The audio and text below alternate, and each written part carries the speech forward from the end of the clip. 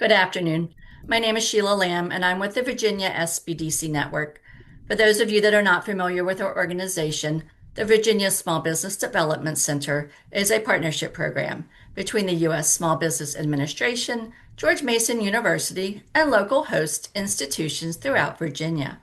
With 25 locations across the Commonwealth, we provide training and technical assistance to small businesses in their local communities.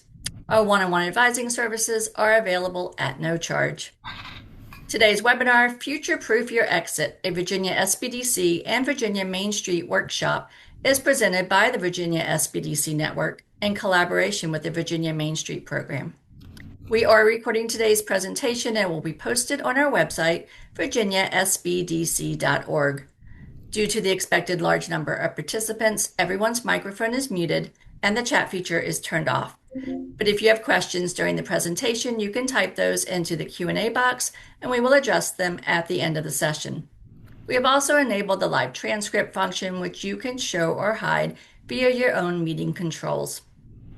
Joining us today for our session, we have Jody Keenan, Director of the Virginia SBDC, Courtney Maley, Virginia Main Street State Coordinator and Program Manager, Virginia Department of Housing and Community Development, DHCD, and our presenters, Kate Zuckerman and Matt Laird.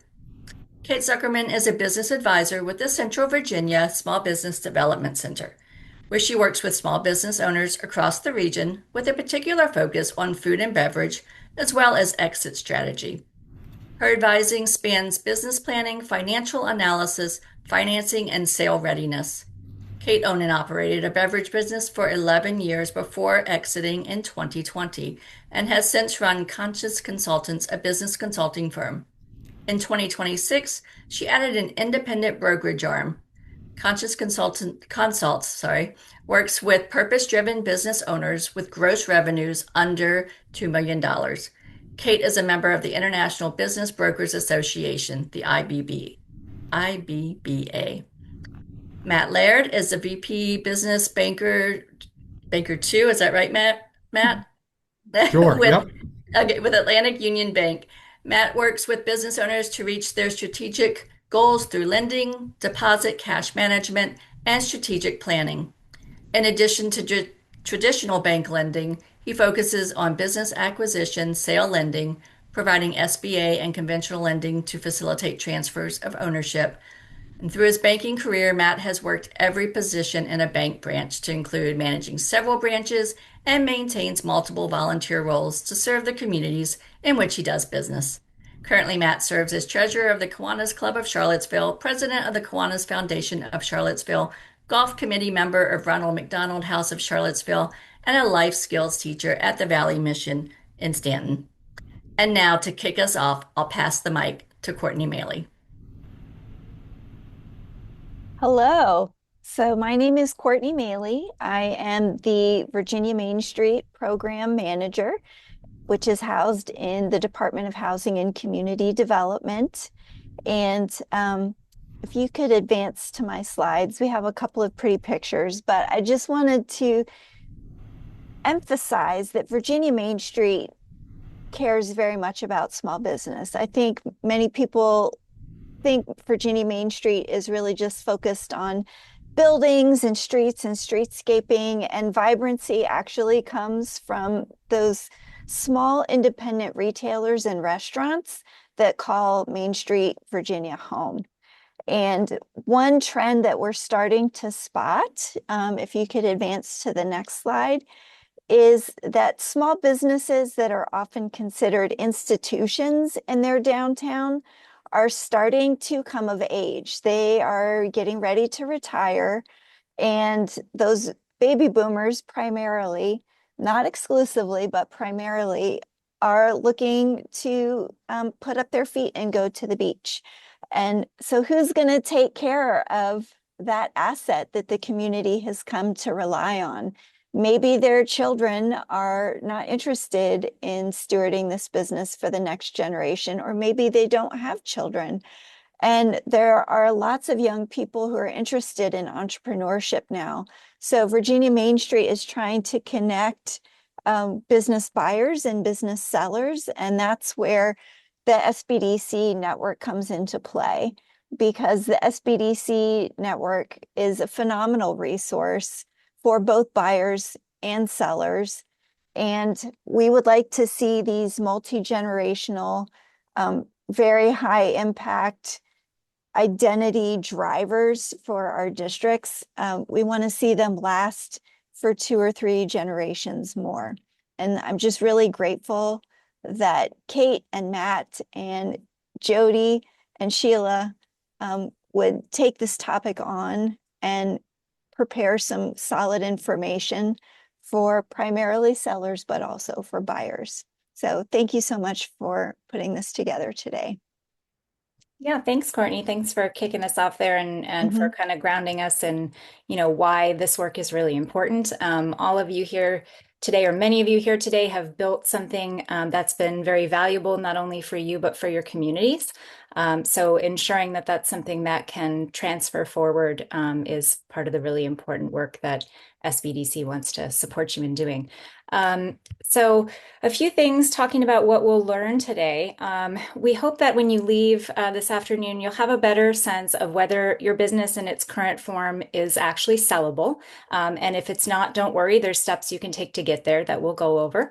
Also, a general understanding of how small businesses are typically valued. That's something that commonly is confusing to business owners, and so helping you understand what are the basics there. And then what are the financial and operational levers you can press that increase the sale price? So there are concrete things you can do not only to make it more sellable, but more valuable as well. We'll walk through the basics of the small business sale process. We'll also talk about what are the next couple steps you can take to prepare for a sale. And then I'll turn it over to Matt, and he'll talk with you all about the really important piece of buyer financing. So many small business owners will be selling to a buyer that needs to get financing from a bank. And Matt will help you understand how to look at it from a bank's perspective to make that transition smoother. So first, we'll look at assessing the sellability of your business. Reality check here is that most small business owners do overvalue their business or overestimate its sellability. That's common. You've built something that you've spent a long time building. It's certainly valuable to you, but making sure that your sense of your business's value aligns with a fair market price that a buyer would pay is a really important part of getting ready for a sale. So here's some factors that will help determine the sellability of the business. So first of all, its financial position, and we'll go into each of these a little bit more in depth. The staffing situation, the involvement of you as the owner. What are your customer relationships like? What kinds of systems and processes do you have in place that would make your business smoothly transferable? Are there any legal or compliance questions that need to be addressed? What type of operational infrastructure do you have in place? What's the market position of your business currently? And what does growth potential look like? So first of all, financial position. This is one of the most important pieces. So is your owner structureship clear, and are all of the owners on board with the exit strategy? So if you have a business partner, or if you have perhaps a spouse that is important to have on board for the sale of the business, making sure that those conversations are happening sooner rather than later. Does the business show a consistent net profit? So one great year is not typically the best way to position yourself. If you can show 2, 3, 4 years of consistent net profits, that's going to put you in a better position to sell. Do you have clean and accurate financial records for at least 3 years? Now, if things aren't clean now, that doesn't mean that they can't be cleaned up. You can work certainly with a bookkeeper or a CPA in order to get the books in the place they would need to be to sell. And then, is your tax strategy at odds with your exit strategy? So in many cases, business owners are looking to minimize their tax burden. In some cases, that's actually undervaluing the profit that the business gives to you as the owner. So we'll talk about that a little bit when we get to add backs. And then, does the business have any debts? So certainly that doesn't mean the business isn't transferable, but typically the expectation is that the debts are taken care of before the business transfers to the new owner. There are some exceptions to that, but that's a typical way that that's approached. In terms of your staffing situation, Do you have employees who can operate the business day to day without you? If so, that certainly makes it easier to transfer to a new owner. Do you have low turnover and a generally stable team of employees? And how about your compensation structure? So, is it reasonable in terms of being in line with the functions that the different individuals are performing? Is it sustainable for a new owner? Are the current employees likely to stay, or are they likely to go if the business sells? So if they're loyal specifically to you, or if they are averse to change, then those can be risk factors for a new owner. And is there one single employee other than yourself whose departure would significantly compromise your operations? If you've got somebody in a key position with a lot of historical knowledge, a prospective buyer would be understandably concerned that that person might leave if you do. So figuring out how to address that proactively. And then looking at your involvement as well. So, what is your role in the business? Is that a clear and manageable role? And if you're like many small business owners, it's not right now. So, making sure that you have your own job description, that you know exactly what you do, how long it takes you to do it, what types of skills you have that allow you to do it. All of those things make it easier to transfer to the next person. Are you the only person who knows how certain things work? And if you are, you can take steps to start remedying that situation. So working on cross-training, employees that you have. So there's other people in your business who know how to do all the functions that you do. That's one of the key things to make the business stronger from a market readiness standpoint.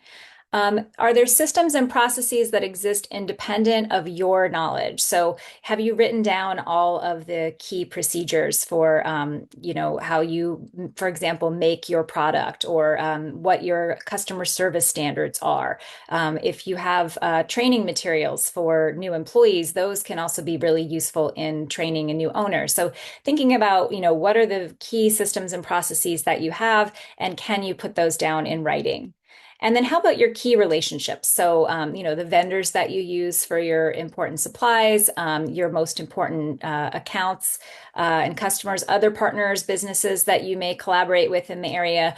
Are these relationships that are just based on your personal relationships, or would those relationships transfer to a new owner? And the more they will transfer to a new owner, the more sellable your business becomes. So really looking at some key questions here. Are there certain things that only you can do? And if so, as much as possible, try to train others in your business to do those functions as well.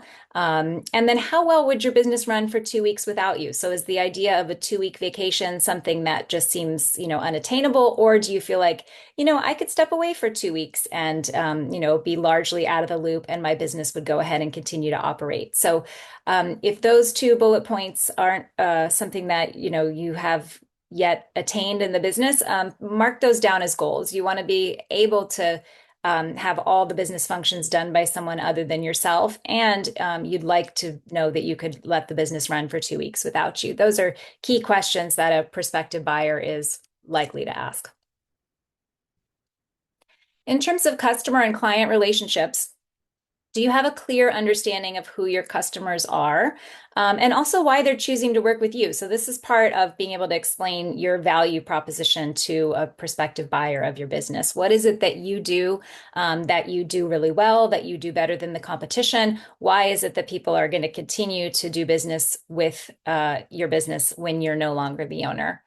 And is your customer base diversified? So if you're dependent heavily on just a handful of key accounts, or if any one customer is worth more than about 15% of your revenue, then that's definitely a risk factor for someone coming in. So imagine that you left the business and your top customer went with you, or not necessarily with you, but they just, transferred their business elsewhere.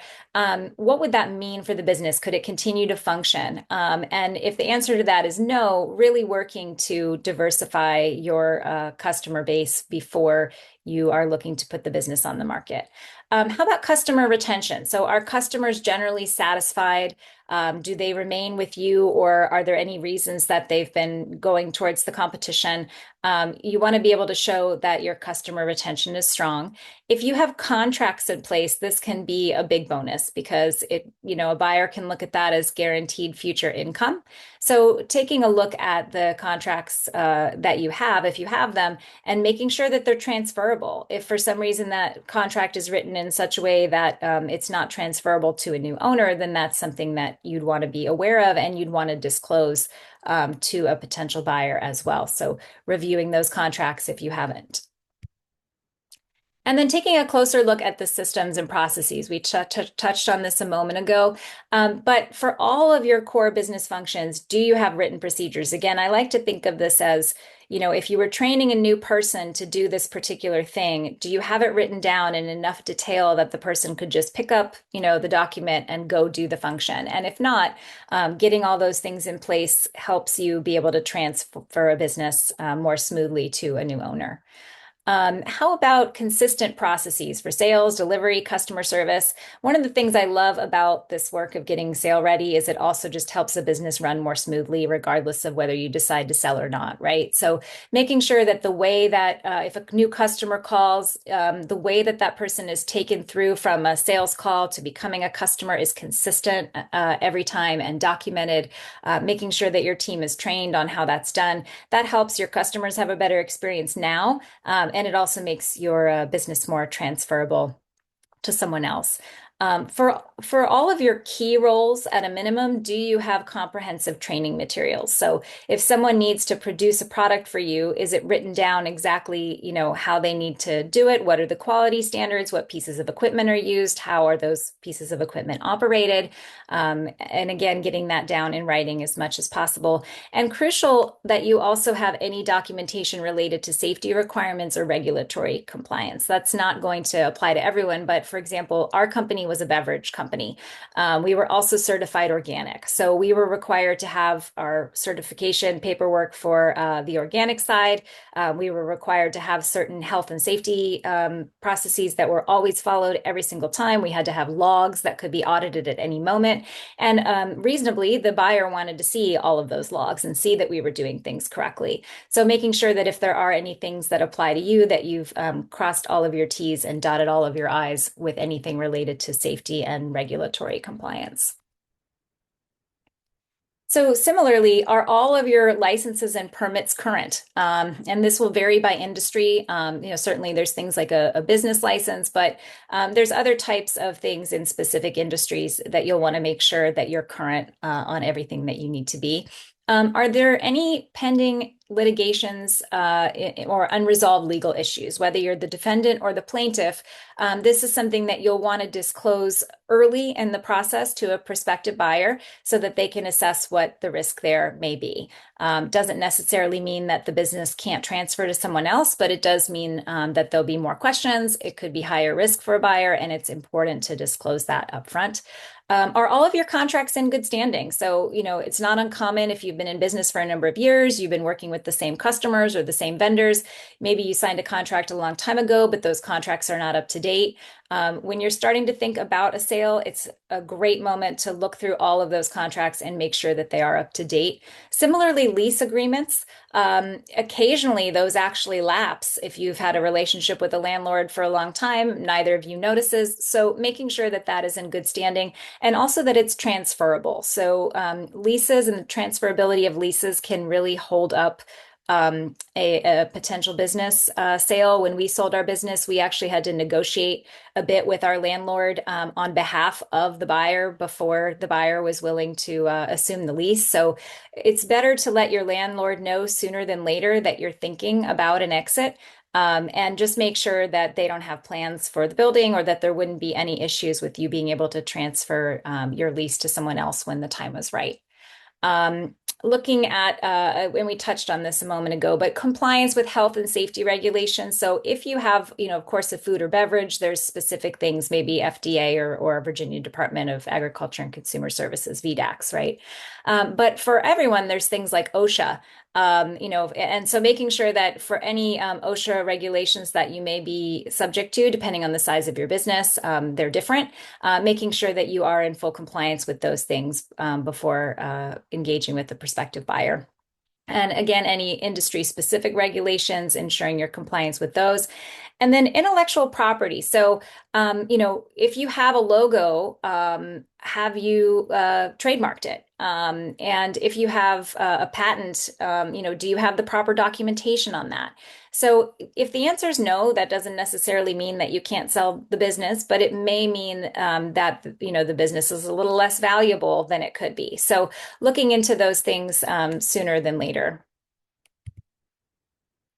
In terms of the operational infrastructure here, again, lease is a crucial part of this. So are your lease terms generally favorable to you? If someone were to take that lease over, would it be favorable for them?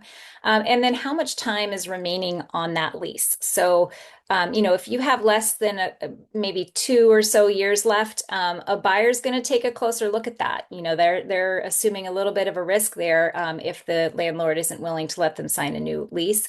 Banks will also have their own requirements there in terms of their underwriting process. And in our case, with our business sale, we actually needed to get that ironed out and get things renegotiated for the buyer before the buyer's bank was willing to underwrite the deal. So, we just had to work a little harder on that. We were able to work it out, but better to get ahead of that than have it be a surprise during the due diligence. So looking at your equipment, is it functional? Is it well maintained? It's important to keep investing in your business, even if you're feeling kind of ready to exit. So making sure that you've maintained your equipment and that it's in reasonably good shape. And then if you have any equipment that you're not using, getting rid of that before you transfer the business can have a few different upsides for you. One is that income from selling it, if there's a substantial benefit from that, can go to you rather than the new business owner. Also, it just kind of helps clean up your space and make things easier for a prospective buyer to understand what equipment's being used and why. So it could be a good time to get rid of the things that you no longer use. If you have technology systems that you're using, and most businesses do these days to some degree, are those systems current? Are they working well for you, or are there glitches or problems, or they're older technologies that maybe you've been wanting to upgrade?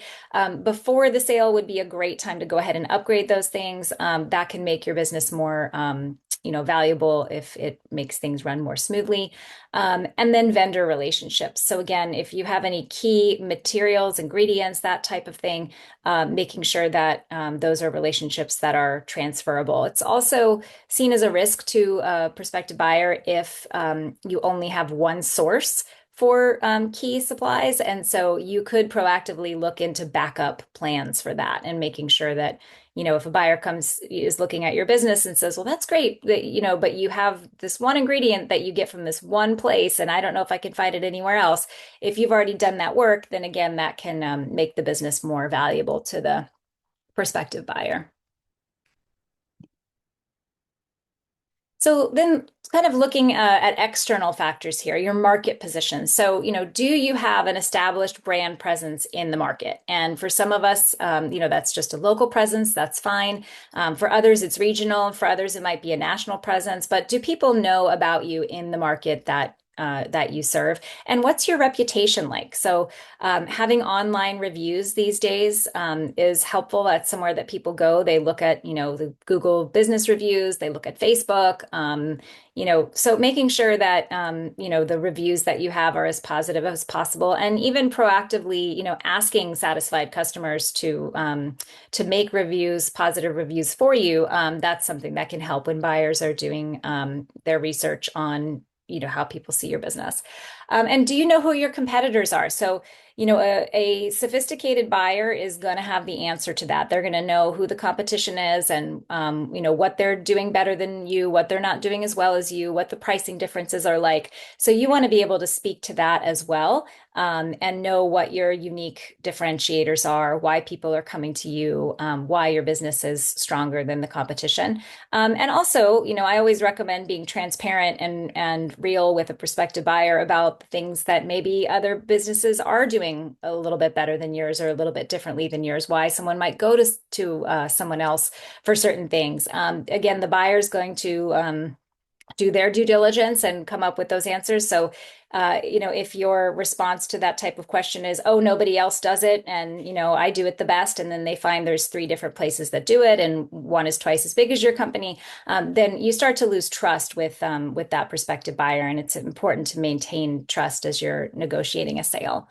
And then, do you have a market position that's stable and not easily disrupted? Now, we're in an interesting moment right now with, things like AI, for example. So, a lot of different industries are going through disruption to some degree as a result of some of those changes that are taking place at a rapid pace. So, you may be in a position or in an industry that's affected by some of those changes. And again, your buyer's going to know that, but you're going to want to see what can I do to be as stable as possible, even with the fact that there may be some things changing in the industry. How can I evolve with that rather than, be, not changing and being vulnerable to that. And then how about growth potential? So a lot of times buyers are looking to get a reasonable value on a quality business, right?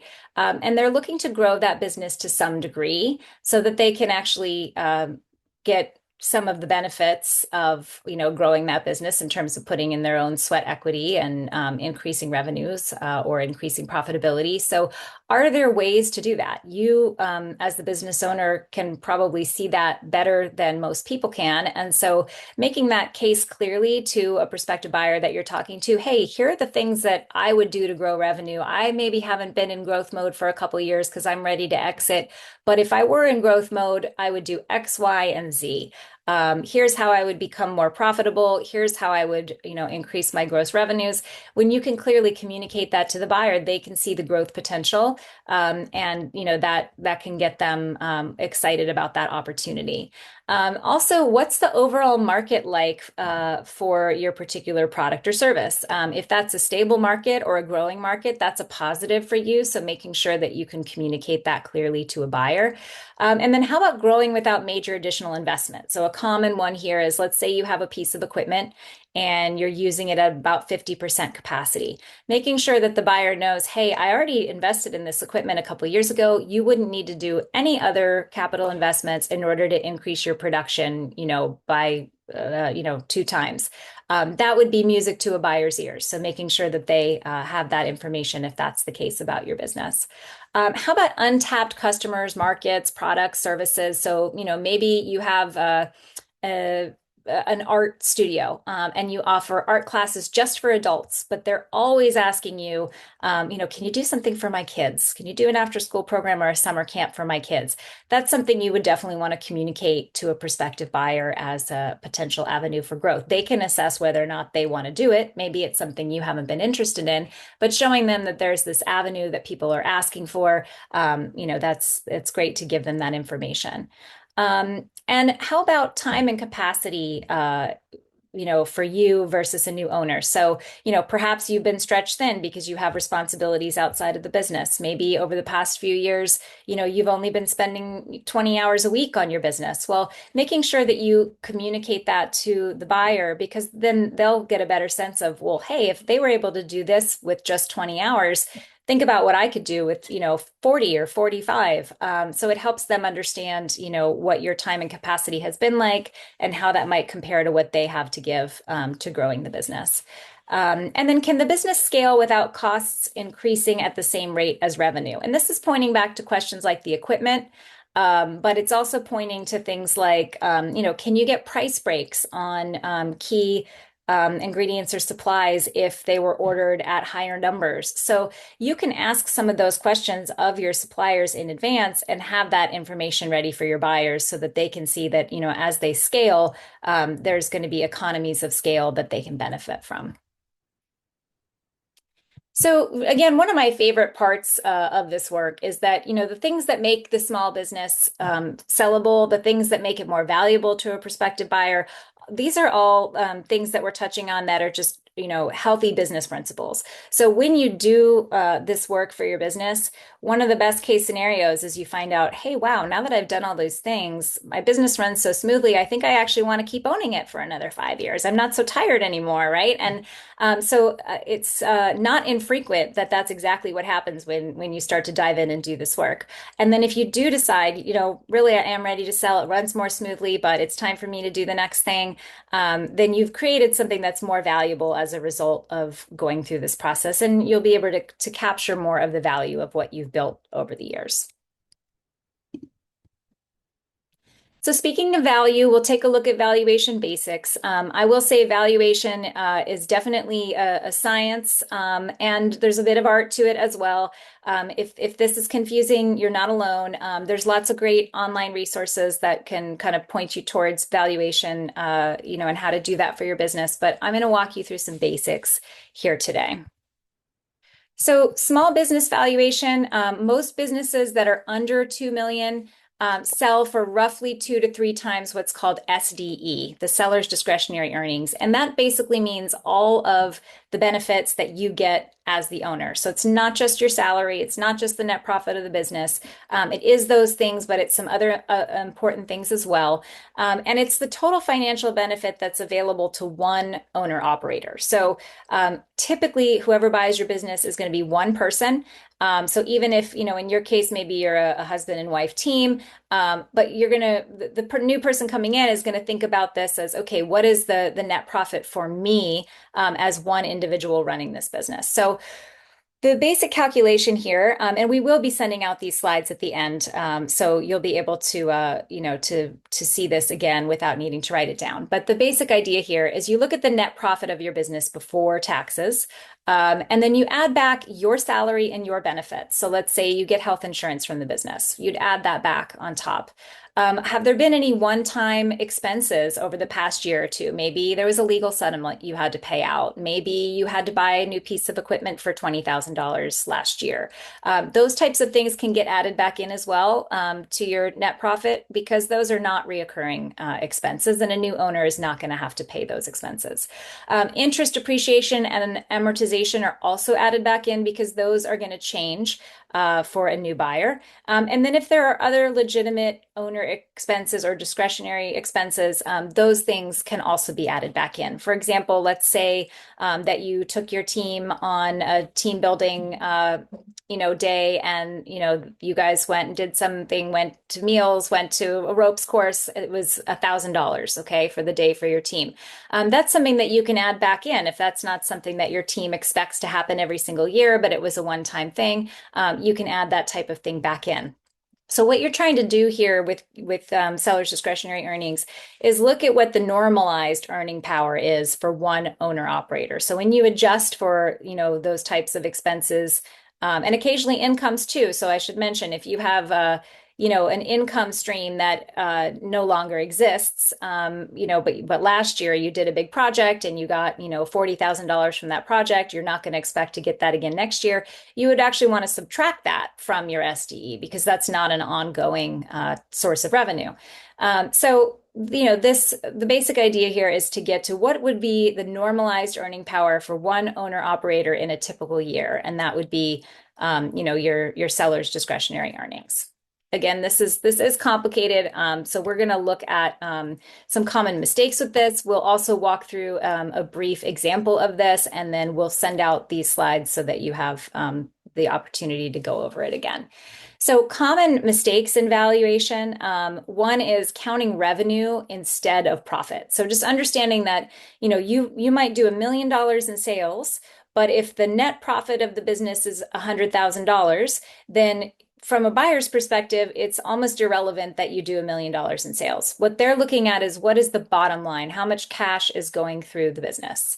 Then there's undervaluing your owner benefit. So you might miss some legitimate add backs that could increase the value of your business. So you want to make sure you're really thinking about, what are those one-time expenses? What are the expenses that a new owner would not incur? Also, overvaluing your assets, really important to remember that your balance sheet value has nothing to do with the market value of your business. So your balance sheet value, your accountant works on that. There's a depreciation schedule for your, capital expenses. Those are not equal to what you could actually sell that equipment for on the market. And so you want to make sure that if you're looking at valuing any equipment, that you're doing it based on the current market value of the actual pieces of equipment that you have. Another mistake that's not uncommon is investments that it's really time to make in the business, but the owner just keeps kind of punting that down the field. If you're understaffed, if your equipment needs to be maintained, those are things that will actually lower the value of the business. And so if they're not accounted for when you're valuing the business, then you're overstating business value. If you're saying, that you can do this much net profit using this equipment, but the equipment is about to break, then it would be reasonable for the buyer to come back and say, well, actually, I'm going to want to lower the sale price of the business by, let's say, $10,000 to account for the fact that the equipment needs to be replaced.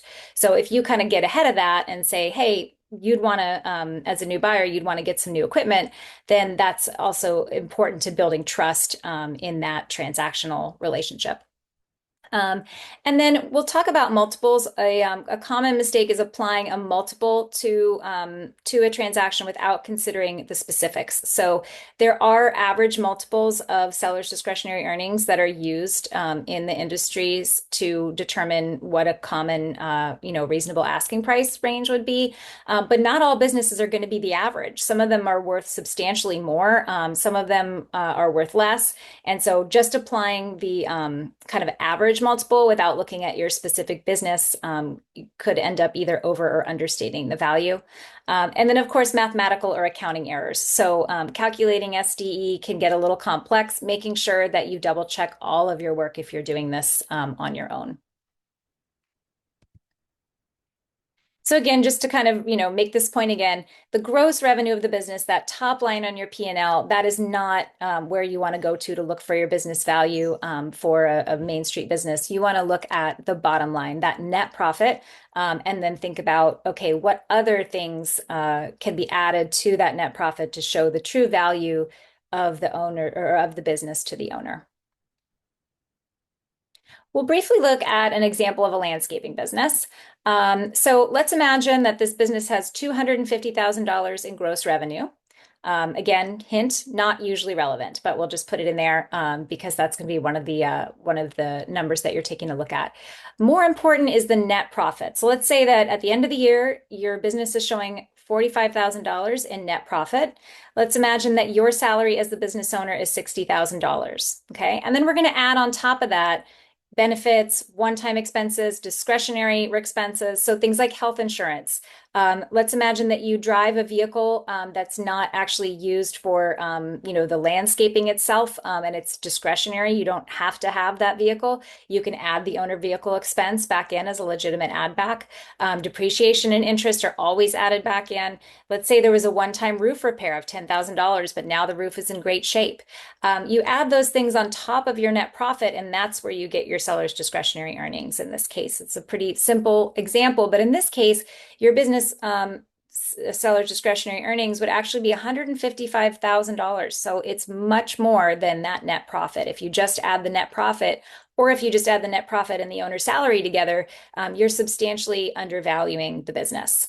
So making sure that you're taking a look at all the things that could be added back in.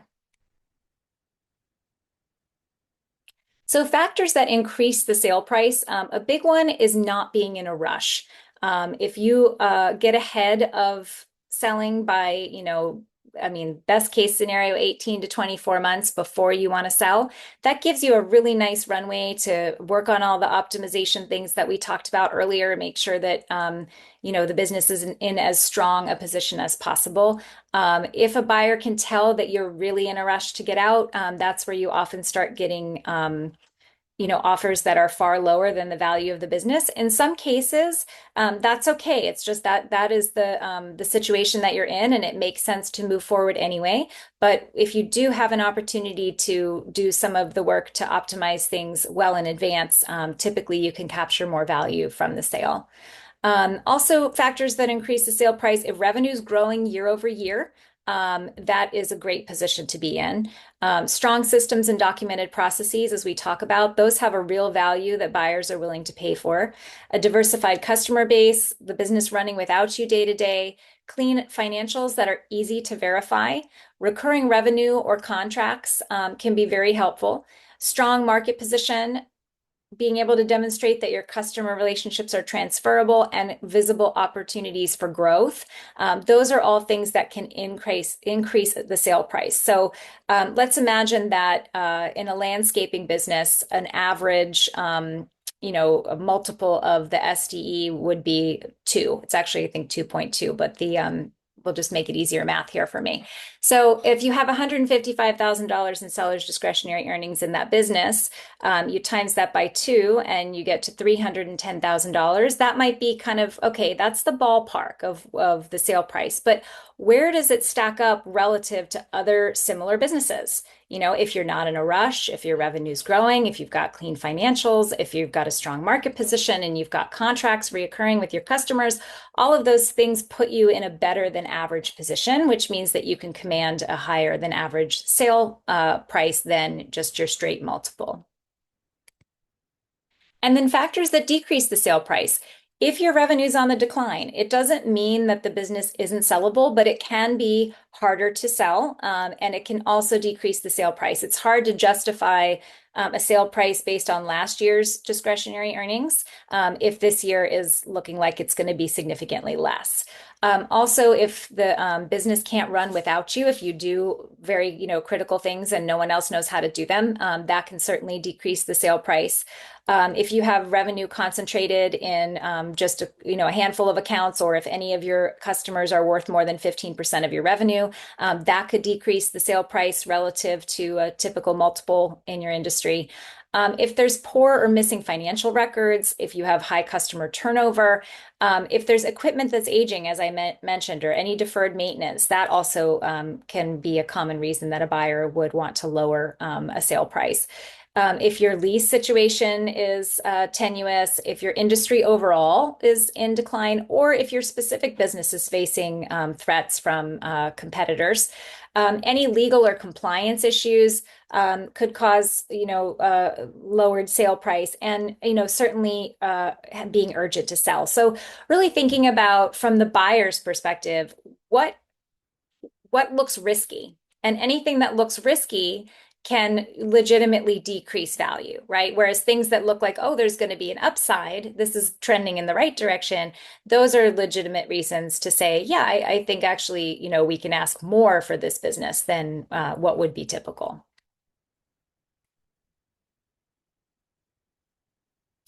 So again, these are rough, estimates. You don't want to look at these multiples and just think, okay, this is exactly how I'm going to value my business, because it's important to look at the factors specific to your business.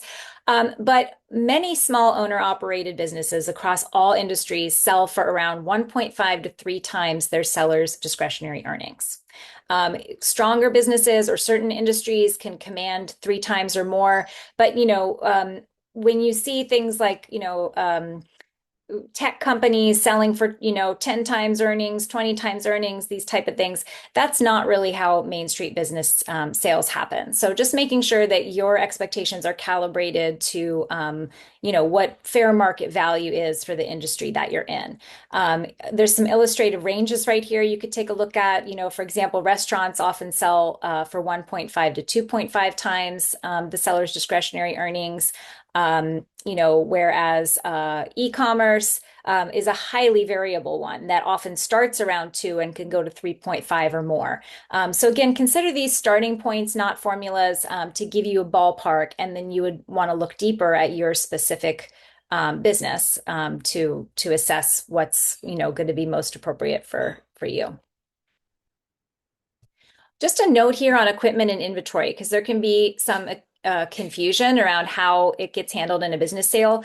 If your equipment and inventory are needed to operate the business through a reasonable transition period, and reasonable is a negotiable.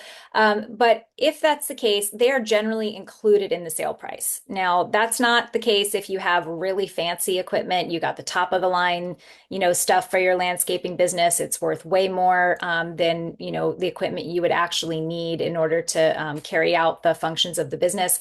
Then certainly you could say, well, this equipment is worth more. But if it's normal equipment, if it's normal levels of inventory, then that is generally seen to be included in the SDE and therefore included in the sale price. If you have excess assets, like if you bought, a year's worth of inventory because you got a good deal and you're sitting on it, then certainly there is a case for adding that extra inventory into your sale price as well. All of those things are negotiable with the prospective buyer. So one thing I want to make sure we get across is that, two or more businesses that are in the exact same industry and have the exact same seller's discretionary earnings can be worth very different amounts just based on what is the state of the business. How dependent is it on the owner? How transferable are the relationships, from your suppliers and of your customers? Those types of specific factors can mean that, two seemingly similar businesses actually have significantly different value to a prospective buyer. And now we'll take a look at the sale process and just quickly walk through what you can expect if you're going to put your business on the market. It does take time. So oftentimes, a business owner will come to an SBDC advisor and say, I'm ready to sell. I need to sell. My goal is 3 months. Very hard to do that transaction in such a short period of time. Not impossible, but the longer runway you give yourself, the more likely it is to go smoothly, the more likely you are to capture as much value as possible from what you've built. So a preparation period, just the preparation itself, 6 to 18 months, depending on how hard you want to hit the ground running on making all of the improvements that we talked about. Now, I do want to say I understand there are situations in which preparation isn't really possible for personal reasons. Sometimes people need this to move much faster. I'm just talking about an ideal scenario in which you're really working to capture as much value as possible. So starting, a couple years ahead of time is ideal, minimum of 6 months. And looking at, okay, how do I assess with clear eyes, right, as objectively as possible, what are the factors that would make my business more sellable and more valuable than it currently is? And then working to improve those things, especially financials and operations. Those are going to be, your two kind of most important factors. Making sure that your books are in order. So if there are things that are unclear in the books, it can be worth it to invest in a bookkeeper to help you sort through those things. It can sometimes be worth it to get a CPA involved, depending on your situation. Just make sure that when you turn those financials over to a prospective buyer, that they are as clear and understandable as possible. If you find things in your business that seem extra risky, try to fix those things before you start engaging any prospective buyers. And then think about who is your ideal buyer. Understanding, who is it that would want this business and why, that can help you to prepare your business in such a way that person is going to show up and want to buy it. Potential expenses of a sale. So there are possibly some expenses that you'll incur, some of them before you even complete a sale. So important to think about that from a cash flow standpoint. In some cases, there may be inspections, franchise fees, and such that have to be paid. So understanding if that applies to you, and if so, what those costs are going to be. There are legal, expenses that will be incurred. Certainly in a purchase agreement, I always recommend using an attorney for this. It can be tempting in this day and age to use ChatGPT to help you come up with a purchase agreement. But this is a legally binding document that is liable to tie you to certain things as the seller of that business. It really can be worth the investment to have an attorney take a look. Also an accountant. So the buyer, depending on how much due diligence they do for your specific business, it's not unreasonable for them to ask you, hey, I'd like to see this report out of QuickBooks. I'd like to see that report. If those aren't things that you can do yourself, you may need to pay an accountant or a bookkeeper to do that for you, and that can incur an expense. Getting a valuation of your business. Now, if you did list with a broker, they would do this for you. But if you were going to list your business on your own, it can help to have a third party say, hey, this is my opinion of what your business is worth. It can also help you to feel more confident in what you're asking for your business and have a better understanding of whether you're asking a price that the market would find reasonable. So I do recommend if you're doing it on your own that you consider evaluation. And then marketing support. Again, if you're doing this on your own, you'll certainly at a minimum, biz buy sell. If you don't have a buyer in mind and you need to find one, bizbuysell.com is where most transactions go. About 80% of them are listed on biz buy sell, and so there are costs associated with putting that listing up and getting the word out. So you'd want to plan for that. If you did choose to work with a broker, approximately 10% of sale price is a typical commission. That can vary. And I always recommend talking to a few different brokers and understanding, how they work, how they would, would charge in your particular case. And then there are tax implications of a sale. So important to get ahead of that. Talk with your accountant before you're selling the business and say, hey, the business might be selling in this calendar year or next calendar year. What should I be thinking about? There are also implications for the deal structure, whether, it's considered goodwill or whether it's considered asset. And there are different tax treatments for buyer and seller based on that designation. So making sure that you have your mind around that, because usually the largest expense to you in selling a business is going to be the taxes that are owed on that. And there are ways to minimize that if you get ahead of it. So once you feel prepared, then it's a matter of going to market. One of the first decisions to make is whether you want someone to represent you in that sale or whether you're going to do it on your own. And I will go into detail a little bit later on in the presentation about pros and cons and ways to gauge what to do there. And then preparing your business valuation and your financial recasting. So the recasting is where you take your financials and you adjust for things like owner's salary and one-time expenses, and you show what's called a financial recasting, where you say, hey, this is what the business did, but these are all these other factors. So these are the seller's discretionary earnings for this business. And that's something that you would then show to a prospective buyer. You will then determine from that your realistic asking price. Again, you want it to be defensible. If the prospective buyer says, okay, well, why are you asking this amount? Really important to be able to tell them, well, these are the factors that I'm using to calculate that. And then that gives them, an understanding of where you're coming from and how to negotiate. Consider owner financing. So it's really common, and Matt will talk about this a little bit as well. It's very common for there to be some portion of owner financing in a Main Street business deal, which means that you carry some of the debt for that buyer. So consider that, consider whether you're willing to do it, and just understanding that it is very common and it can make it easier to sell your business. Oftentimes, even if people have the money to buy a business, they prefer to get loans as much as possible so they can have cash flow to grow the business. So just be prepared that that may end up being part of your deal structure. You then create something called a confidential information memorandum. So it'll be a packet of information that you'll give to a prospective buyer. You can find out lots of great information about this online and what to include in it, so I won't go into detail. And then you'll create your business listing. Again, assuming that you're taking it to the market and that you don't have a specific buyer in mind, you'll want to market that business to as broad an audience as possible. Biz Buy Sell is the one that sees the most deal transactions. You'll want to have confidentiality agreements in place. Really important to protect your confidential information, not turn over information about your customers or your financials before someone has signed an NDA. And then consider what your vetting process is. People will reach out to you, they'll be interested in your business. Some of those folks will be what we call tire kickers. They're not really interested in a business or your specific business. Worst case scenario, they're actually competitors trying to figure things out. I think that's less common, but it does happen.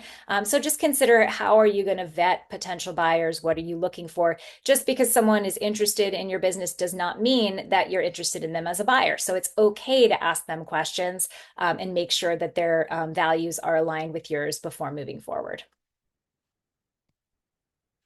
And then, you'll list your business and you'll have a period of time where people are reaching out to you. If there are any strategic buyers, people that you think would be really a great match to buy your business, maybe they're in your same industry or an adjacent industry, and buying your business could just offer them a lot more income with not a lot of investment on their part, right? They're just basically picking up a lot more clients, but doing what they already do. Those folks can be great prospective buyers for your business. Also, there's some confidentiality and competition concerns too that you need to weigh there. But if there are people that you think would be a good match, reach out to them directly, and then expect that you'll need to hold meetings and conduct showings of your space.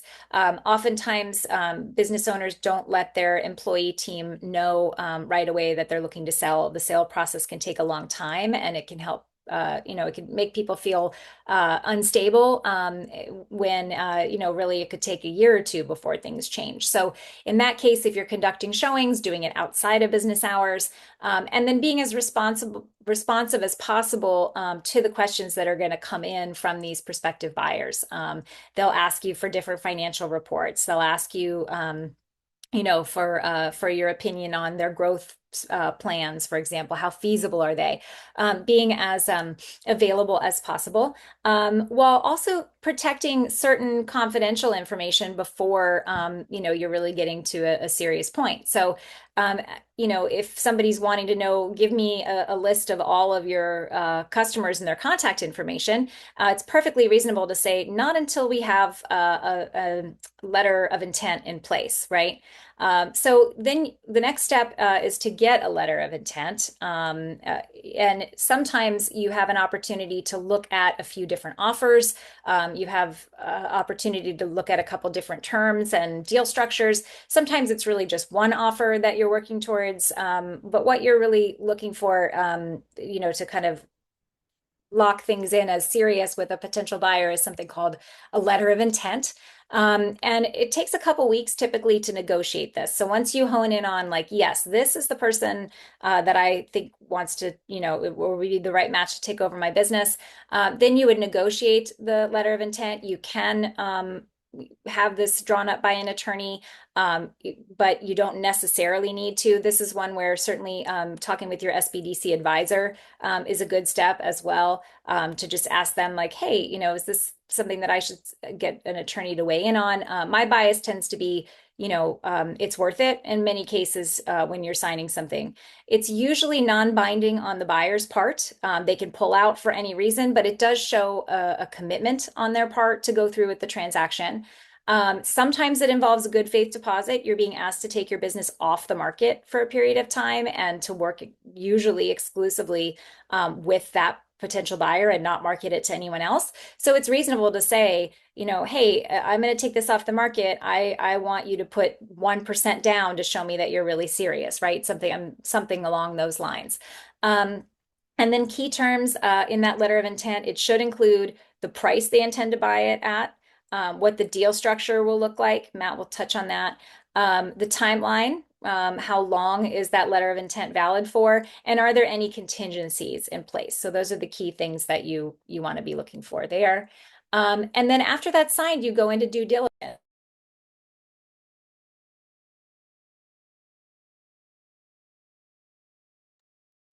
Kate, you muted yourself. Yes, thank you. Due diligence can take time, but 2 to 3 months is typical. And in this time period, one of the most important things that's happening behind the scenes, in many cases, is the buyer is working to secure financing. Matt will go into detail on what that process looks like. They'll also review your financial records, your contracts, your operations in detail. This is when you really turn over um, almost everything. If you've got, something proprietary that you agree to hold back until the purchase agreement is signed, you can negotiate for that. But in general, they're going to want to see, everything at this point from you. They might want to do interviews with your key staff, and it's up to you whether you say yes to that request or not. There's pros and cons. Um, and then based on what is found by the prospective buyer doing due diligence, they may make adjustments to their offered sale price. So if they turn up something that, seems to them like it's going to incur more expense, and that seems reasonable to you, then they might say, well, I found out this piece of equipment is, about to go. It's going to cost me $10,000 to buy a new one. I'd like to reduce my offer by $10,000. That seems reasonable. So then, you would theoretically accept that and move forward. So just a note on deal structure. Cash at closing is often the majority of the sale price. So there's the buyer's cash that they might bring. There's also any financing from the bank. And the seller receives this portion at closing. And then, as I mentioned before, seller financing is common. You don't always have to do it, but it is common. In this case, you would carry a note and they would owe you that money over a period of time. Now, you can earn interest, so you can earn more over time, but there is a risk if the buyer's not able to pay, if the business goes under, etc. Earnouts are less common, so in the interest of time, we're not going to touch on that here. And then purchase agreement and closing, that's 2 to 4 weeks. Typically, it can take longer. It may include a promissory note if the seller financing is provided. Please don't skip the attorney review on this part. Very important. Purchase agreements often have really onerous clauses on the seller, understandably, because the buyer is assuming a lot of risk. They want to know that things that happened in the business prior to their taking it over are not their legal responsibility. But you want to make sure that you understand what you're being obligated to. And then transfer of licenses, permits, utilities, various accounts, all of those things will need to take place simultaneously to the sale. And then the funds are usually transferred at closing, however much is going to be part of that cash at closing. After closing, important to know you're not quite done. You could pop the champagne, but then you got to wake up the next morning and know that there's still things to do.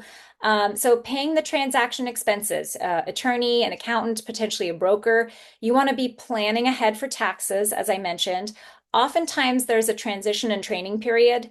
It could be several weeks, it could be several months, where you agree to train the new owner and help them and support them. Beyond that, you may have an ongoing consulting agreement. That's something that you would negotiate in the sale if that needs to be a part of it. You want to make sure that you understand any non-competition and non-solicitation agreement you might have signed and that you honor that. And then you may need to manage ongoing financial ties, like if you provided financing to the buyer, then you would need to manage them paying you back on that. Excuse me. So there are, things that are still, business that still needs to be wrapped up, even though you have transferred it to the new owner. So from the time you go to market, you can expect about 6 to 12 months from going to market to closing. The last statistic that I received on this back in May from IBA was 10 months was the average closing for businesses valued under 2 million at that point. So just know that it's usually not something that happens overnight, but that, if you're willing to kind of be patient and go step by step, you can capture the most value from the sale of your business. So a note here on sale price versus seller proceeds. And again, I'll send these slides out at the end, or SBDC will, so you can look at this more in depth. But sale price is not all that you receive as the business owner, and it may also be reduced by other things. So, for example, if there's debt that needs to be paid off, you're going to need to pay that with the proceeds typically.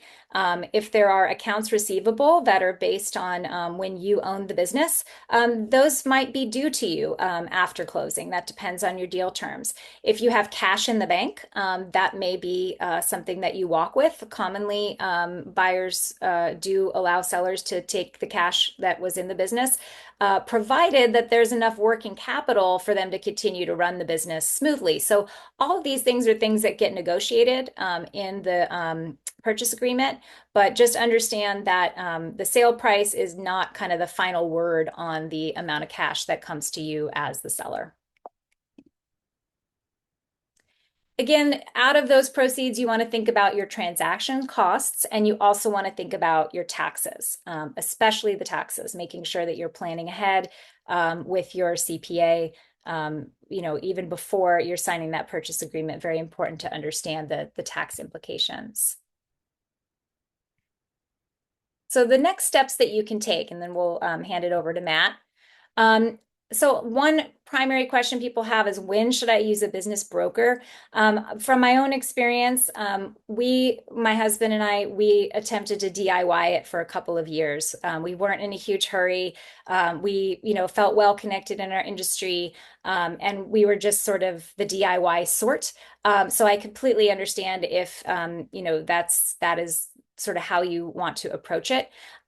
However, if you're not sure what your business is worth, if you find that it's hard to figure that out, it feels complicated, you feel like you might be leaving money on the table, that's a time where at least having some conversations with a few brokers would be advisable. If it's really important that it's confidential, if you don't feel like you can just talk to some people in the community about it without it potentially getting back to employees or customers or competitors, that's another time that the additional layer of a broker could be useful. If you need help finding a lot more buyers than you have access to yourself, if you feel squeamish about negotiating, or you just don't want to be the person dealing directly with the buyer, or if you want someone managing the process, it can take a lot of time and energy to manage prospective buyers and their requests. So those are all reasons to consider using a broker. Doing it yourself could make sense if your business is likely worth less than 100 to 150,000, and that's because many brokers see that as the threshold at which they're willing to represent clients. So if your business is worth less than that, it's quite possibly not an option for a broker. If you already have a credible buyer and you don't need to market the business, that could be another reason that you could go for it on your own. Just make sure that if you go for it on your own, you're not like really on your own. You're using an attorney, you're using a CPA, you're talking with your SBDC advisors. They can help you with some advice around the negotiating process. So important to know that even if you have the time and bandwidth to do it yourself, even if you're comfortable with the negotiation, it's always good to get other experts in your corner to help you with what is a pretty complicated and time-consuming process. So speaking of which, SBDC has access to generalized or general support and specialized expertise here. So you can work with an SBDC advisor to help you improve your profitability, which of course can increase the value of the business. You could talk through ways to optimize your operations. We have certified QuickBooks experts that can help you with cleaning up your bookkeeping. We also can refer you to exit strategy consultants, people who can help value your business, attorneys, accountants. We can refer you to financing resources. We can take a look at offers that you receive and the deal structure and give you some advice on those. And we can just be a sounding board throughout the process. And again, all of our services are free and completely confidential. So I highly encourage you to avail yourself of the SBDC sooner than later if you're thinking about selling and you haven't already done so. I do have also a free resource available to you on my website. It is consciousconsults.com/resources. And on the website, it's a 33-page PDF that walks you through the sale process and goes into some greater detail about things like seller's discretionary earnings, et cetera. So please feel free to download that if that would be helpful to you as well. And with that, thank you for your attention. I will turn it over to Matt and he will talk about financing.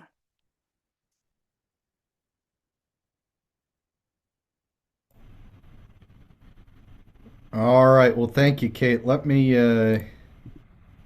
see if I can't share my screen here. All right. I assume everyone can see it. All right. Well, thank all for having me. I'm Matt Laird. I'm a business banker with Atlantic Union Bank. I do quite a lot of business acquisition and sale financing. So here to talk about this process and the financing from a banker's perspective. First, before I get in, and I'll sort of go over some slides that I think are important, but I know y'all will get these presentations after today. I want you to save the presentation that Kate just did, because in the first half, she had a whole lot of questions and steps of ways to prepare your business for sale and understand your business. Every single one of those questions that she was going through is a question that I'm going to ask your buyer. And it's a question that I'm going to need to address in my credit memo to make sure that the loan to purchase your business gets approved. So please save that information, use that as your guide, and then reach out to the SBDC. I've worked with multiple SBDCs across the state on several successful acquisitions, both the seller using them and the buyer using them. Great free resource that will help you get to, your ultimate goal of exiting and selling your business. So I'll go over, some things here. Big picture, what I want you to think about. I'm going to mention them a couple times in the presentation. It's just three general ideas of cash flow, cash flow, cash flow. That's going to be extremely important when it comes to bank underwriting and making sure that your buyer gets approved for the loan. Open communication and buy-in from the seller. As Kate just outlined, this is a process from, inception of the thought of selling to getting to that closing table, 6 to 18 months. And the financing portion of that is going to take a while as well, because you have the buyer and the bank doing due diligence to make sure they can do that transaction.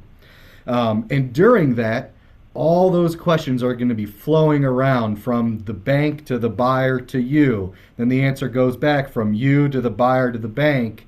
And it's going to be a lot of questions. And you're probably going to get angry at the banker, which that's perfectly fine.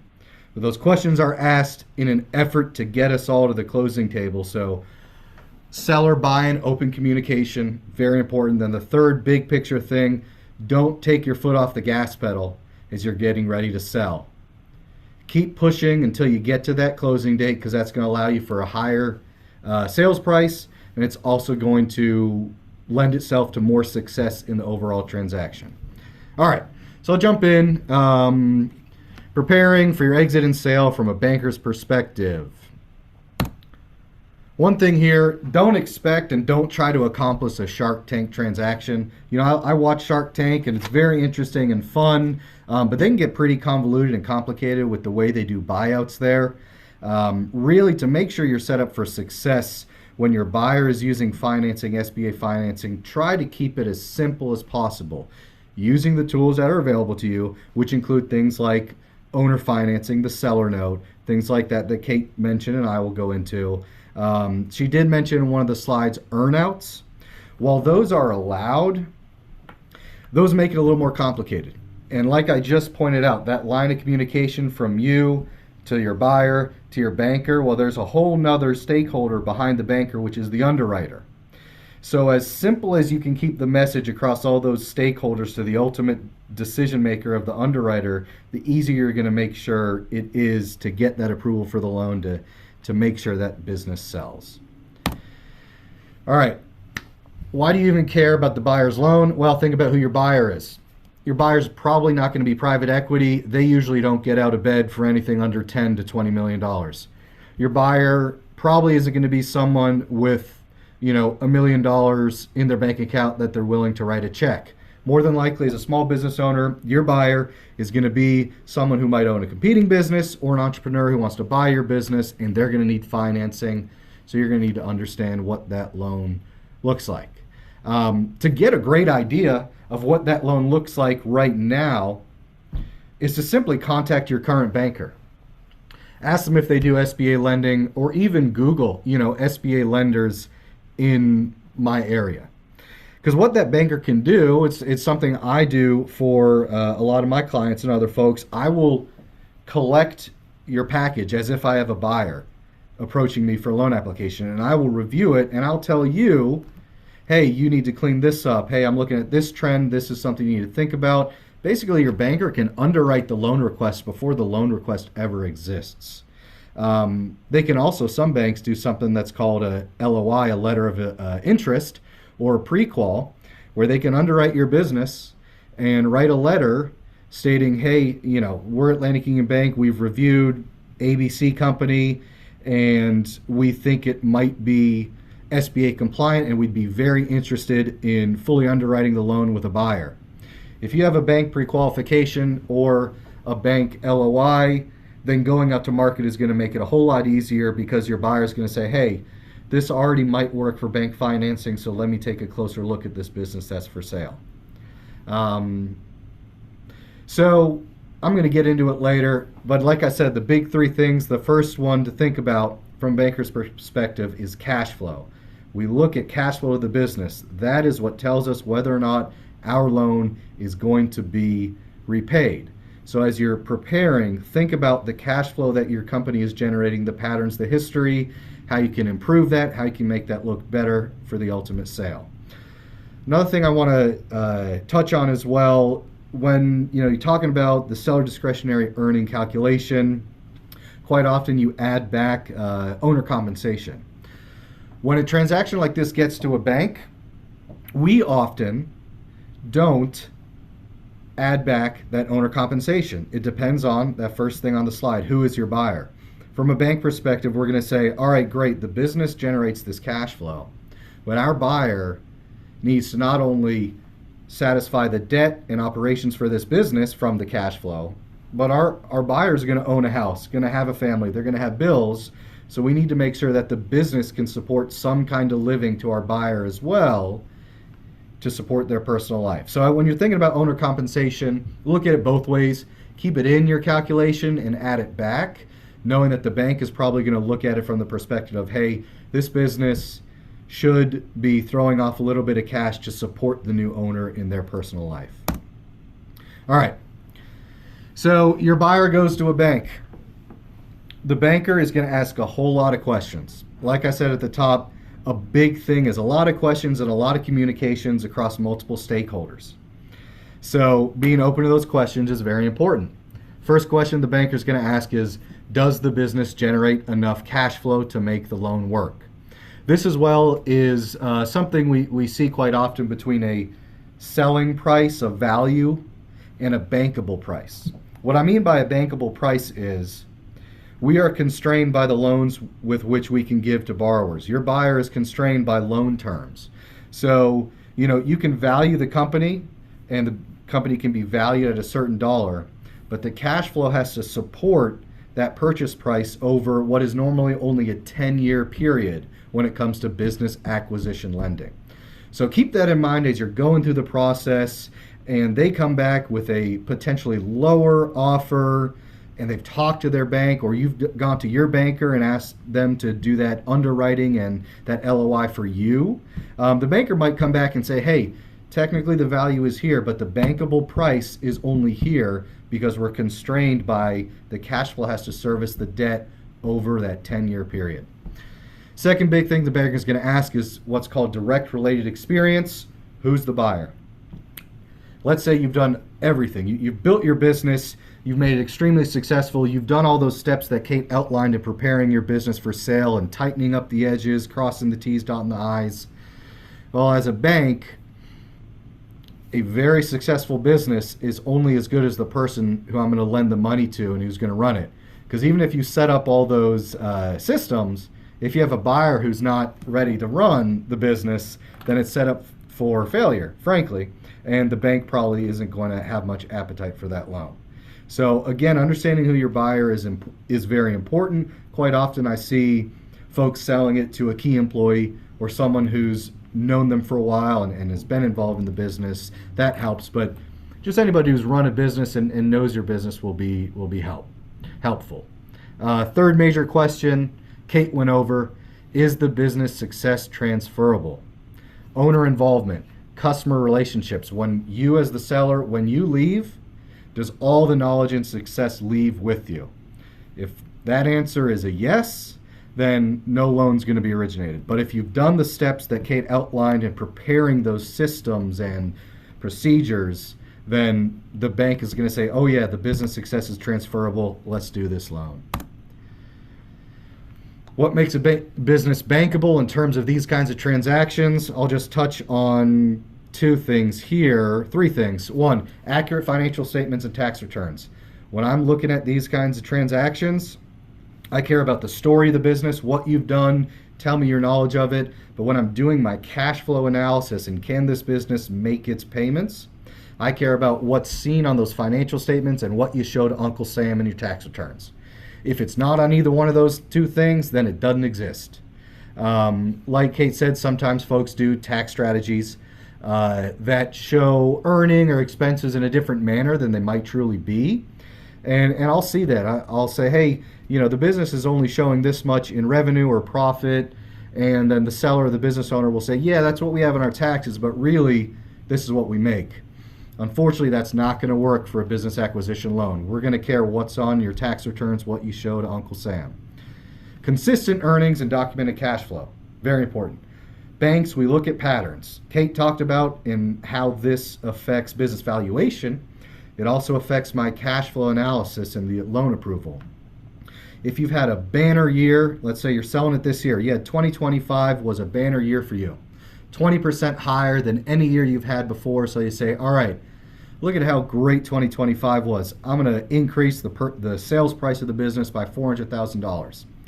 Once it gets to a bank, they're going to look at it and say, great, you had a great 2025, but we have to count 24, 23, 22, and on. So our bankable price might be lower if you're basing your sales price on the most previous year that was just a banner year. We care about patterns and history. One thing I'll touch on this as well, I put it up in the beginning, owner and seller buy into the process. That is what makes a business bankable in a business acquisition. If I ask one of my admittedly 100, 200 questions, I'm going to ask of your buyer, who's then going to ask it of you, and the seller says, I don't want to answer that question, you don't need to know that. That's going to look pretty bad in the loan underwriting process. And if an underwriter hears that the seller doesn't want to answer a question, underwriters are human. It's going to taint their opinion of the deal, and they're going to say, well, if they don't want to answer this, what else are they hiding? So again, owner, seller buy into the process. You're going to get a whole lot of questions. We're a bank. We're going to probably ask for the same thing 3 or 4 times in a row, and it's going to seem like it doesn't make sense. But if you just keep pushing, keep your foot on the gas pedal, you'll get there. So keep yourself bought into the process. Risk factors that concern bankers when we're looking at businesses, it's the same thing that Kate put on the slide about factors that decrease the sales price. Again, the one thing I'll point out here is what I just touched on, which is resistance to detailed questions by the seller. Let me jump back real quick. I forgot. Consistent earnings and documented cash flow. Talking about sometimes as a business owner, you're ready to retire. So you don't want to put in the work that you've been putting in for the last 20 years, which is completely understandable. But when it comes to your buyer coming in and looking to get a loan, if there's a downward trend that can be explained by just saying, hey, the owner's ready to get out, so they haven't been pushing as hard, even though that's understandable, that's going to make it much more difficult for loan approval. So again, like I said before, keep your foot on the gas pedal, keep those earnings up and consistent, because that'll make sure that the transaction goes through and you get the price that you want. All right, how do banks and SBA financing support acquisitions? As you go out to market to sell your business, you're going to find a buyer that, like I said, given the demographics of the segment, is going to be using bank and SBA financing. They're going to be using what's called an SBA 7A loan. Reason banks are going to use the SBA is because they provide guarantees that help the lender finance a business acquisition, which is a much more risky transaction than, say, financing the purchase of a building. So banks, we like to be collateralized dollar for dollar on our loan amount. financing the purchase of $1 million building. You're giving out a loan for that. Well, the building is worth $1 million. So I have my collateral dollar for dollar on my loan. And even more importantly, I have that collateral in the form of something I could get my arms around. Banks like collateral, they can get their arms around. Equipment, vehicles, real estate. When selling a business, a lot of the value within the price, right, is going to be the goodwill. And that's goodwill you've built by working day in, day out, building your business.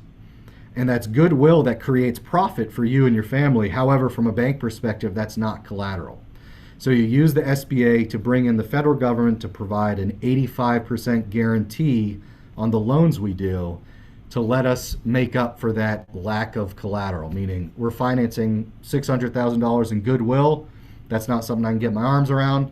So we use the SBA to be able to do that loan. Couple things here as well. With the SBA, you can do, for the buyer, we can include working capital. That's something to keep in mind as you're working towards an LOI and a purchase price.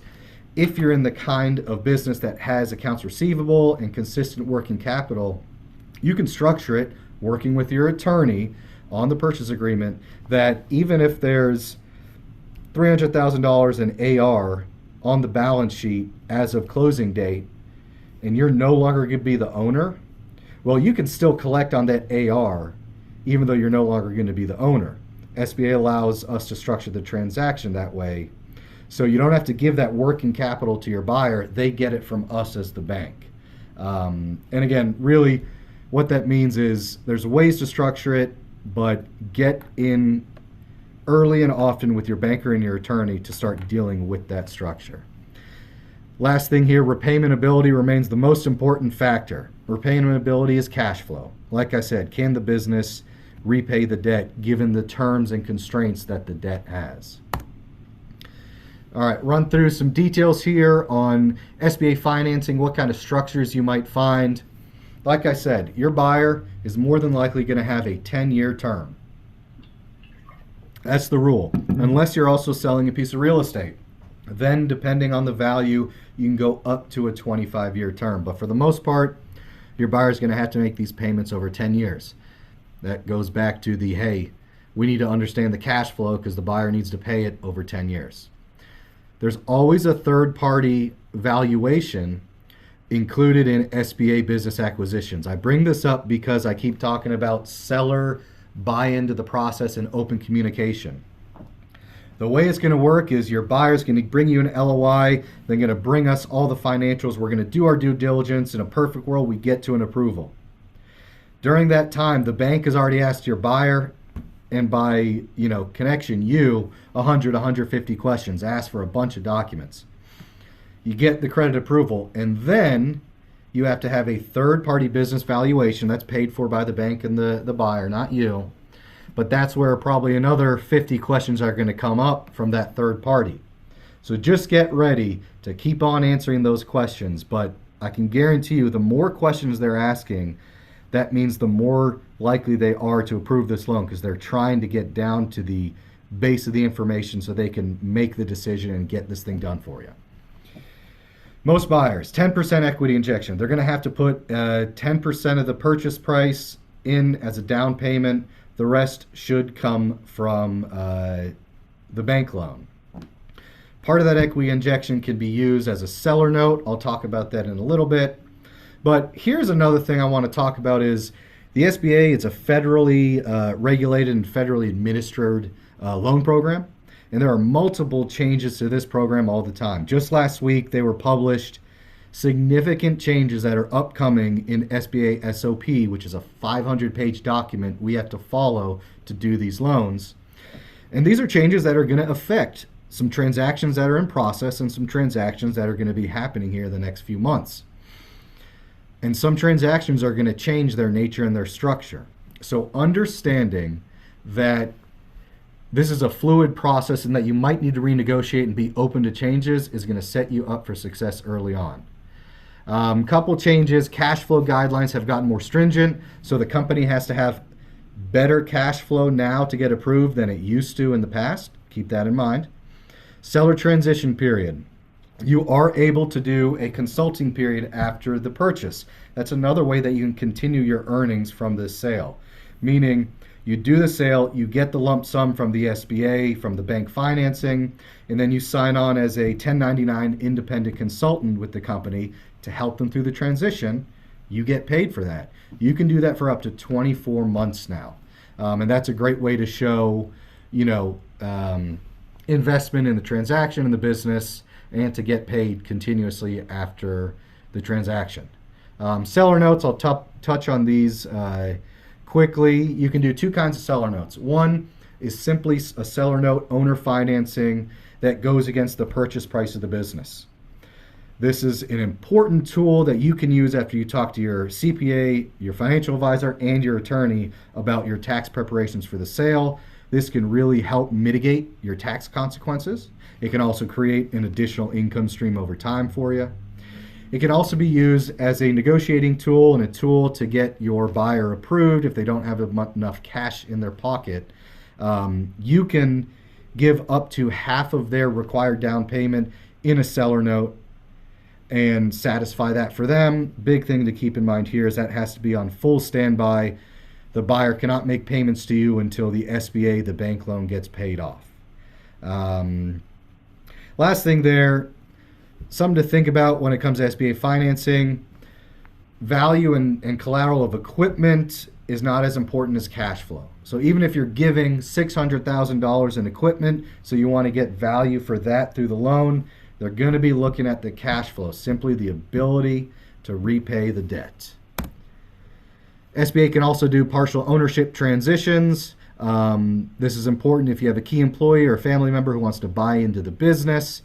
Again, new changes are coming. So like I've said, talk to your banker as soon as possible about this. There is a down payment required now, and something to keep in mind is even if you sell 80% of your business and you stay in the business, you're going to have to guarantee that loan. So that's something to keep in mind, but also to underscore, talk to your banker as early as possible. All right, last thing I'm going to talk about, the seller's role in an SBA transaction, which I've already talked about, is open communication. Remember those 4 stakeholders along that line of communication. The knowledge and the information needs to get from you to the underwriter. So constantly communicating is going to make that much smoother and certainly make it more likely for an approval. And then being able to negotiate on structure. Like I said, the SBA is constantly moving the goalposts and changing. So the structure might ultimately change by the time you get to closing. Be open and willing to work on that so everybody can get it done. And last, like I said, as you're going through this process, keep your foot on the gas pedal, because if you do, you're going to get to the sale and you're going to get to what I imagine is your hopeful retirement, or at least a nice long vacation. All right, thank you.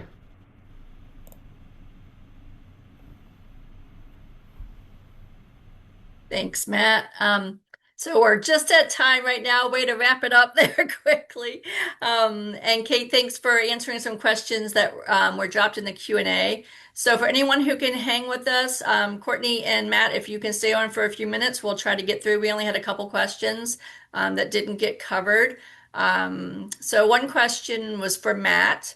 And it was, Matt, when you speak about cash flow, are you referring to the cash that is left over at the end of the month when all of the payroll, salaries, expenses, rent, etc., have been done? Yes, more or less. So cash flow is something, a term we use in the bank. It is what is called EBITDA. So earnings before interest, taxes, depreciation, and amortization. So it's how much cash does your company throw off before it needs to pay fixed expenses. So it's basically your profit, and then we add things back like your interest expense, your taxes, and your depreciation expense. But yes, the cash flow is the ability at the end of the month, like you said, you've paid your vendors, you've paid rent, insurance, payroll. What's left over? That's what the bank is going to look for to pull from to make the payments on the loan. Great. Thank you. We don't have any other questions. Kate has been answering one attendee's questions that have come in. So I'll put a quick call out for questions. I'll give us like 3 minutes and then I'll wrap us up. So if there are any questions quickly, we'll go ahead and get through them. If not, you can always reach out to the SBDC, and we will get you connected with someone who can help you, of course. Um, and I think I'm going to ask Kate quickly for last words of wisdom. You had a lot in what you covered, so. Yeah, thanks. I would say, we'll follow up with the slides that, Matt and Courtney and I presented. Just take your time with that. Sheila's absolutely right that there's just a lot of information there. And so I would just emphasize that it really is a process. And, I remember being a business owner myself and just thinking, I am done. I'm absolutely done. It is time. And, I was in it another 2 or 3 years beyond that. And it was really a matter of just getting re-engaged in my business and doing the optimization work to get it ready for sale really did help me with that. So, assuming you're not in a situation where have an external factor that means that you need to do it right away, I would say just take your time with it and use it as an opportunity to smooth out the systems and processes of your business on the way to a sale. Great. Thank you, Kate. We do have a question. If you are an SBDC counselor or advisor, you are with the Central Virginia SBDC. So the person who asked that question, I would ask that you send us a message at help@virginiasbdc.org, and we will get you connected to your correct center for help or to Kate. So we'll make sure you get taken care of. And then Matt, should I work with a local branch of a national bank, which is their current bank for my property management business, or a local bank? It all depends. Is that national bank an SBA lender? Then, if they are, give them a chance. But also, local banks have local market knowledge and local decision making. So they can tell the underwriter what it's really like on the ground. Whereas if it's a large national, the underwriter's sitting in California and your business is in Virginia, they might not know too much about what's going on the ground. That makes sense. Okay, I'm going to go ahead and wrap this up. We're about 5 after. So, oh my gosh, Courtney and Jody, thank you for putting this all together. Kate and Matt, thank you for all this great information. And as a reminder, well, first of all, thanks everyone who joined us today. But as a reminder, you will receive an email with a link to both the recording and to the slides. If you would like to sign up for upcoming webinars or access recorded webinars, please visit virginiasbdc.org/training. These resources are designed to be used in collaboration with your local SBDC advisors. You can sign up for a free and confidential session by emailing help@virginiasbdc.org or via our website. And we hope to see you all at our next session. Take care, everyone.